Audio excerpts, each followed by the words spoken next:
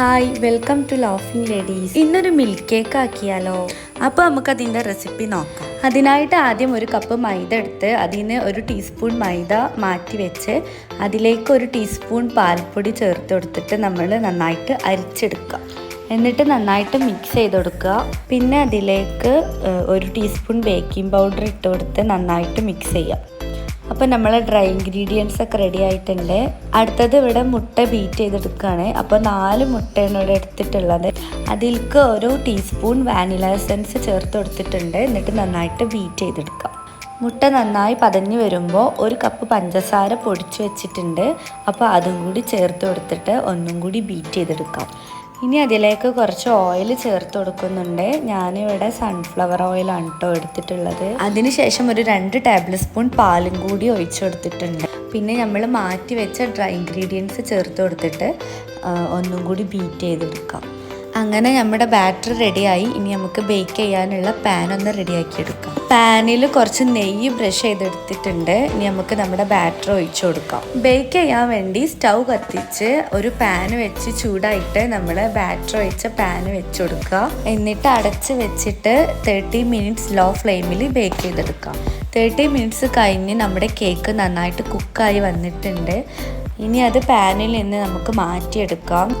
Cake നന്നായി ചൂടാറിയതിന് ശേഷം നമുക്കൊരു പാത്രത്തിലേക്ക് മാറ്റി കൊടുക്കാം. അപ്പോഴത്തേനും കേക്കൊക്കെ ആവശ്യമായിട്ടുള്ള സിറപ്പ് റെഡിയാക്കി എടുക്കാം. അപ്പോൾ അതിനായിട്ട് 2 കപ്പ് ക്രീമാണ് കേട്ടോ ഇവിടെ യൂസ് ചെയ്യുന്നത്. അതൊരു ബൗളിലേക്ക് മാറ്റി കൊടുക്കുക. പിന്നെ ആവശ്യത്തിന് പാലും കൂടി ഒഴിച്ചു കൊടുക്കുന്നുണ്ട്. മധുരത്തിനായിട്ട് മിൽക്ക് മെയ്ഡാണ് ഞങ്ങളിവിടെ എടുത്തിട്ടുള്ളത്. അതും കൂടി ഒഴിച്ചു കൊടുത്തിട്ട് നമ്മൾ നന്നായിട്ട് മിക്സ് ചെയ്ത് കൊടുക്കുക.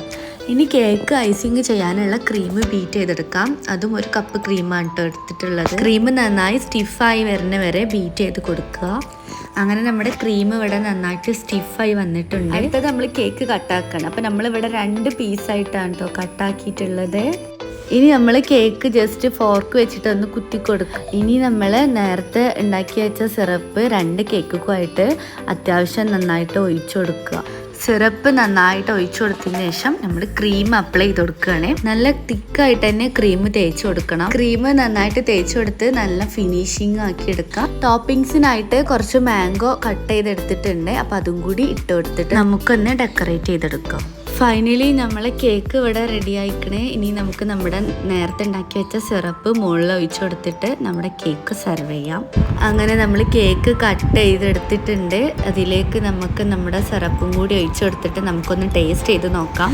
അങ്ങനെ നമ്മൾ ടേസ്റ്റ് ചെയ്തു. നല്ല അടിപൊളി ടേസ്റ്റ് ആയിരുന്നു. അപ്പോൾ എല്ലാവരും ട്രൈ ചെയ്ത് നോക്കുക. അപ്പോൾ ഓക്കെ, ബൈ.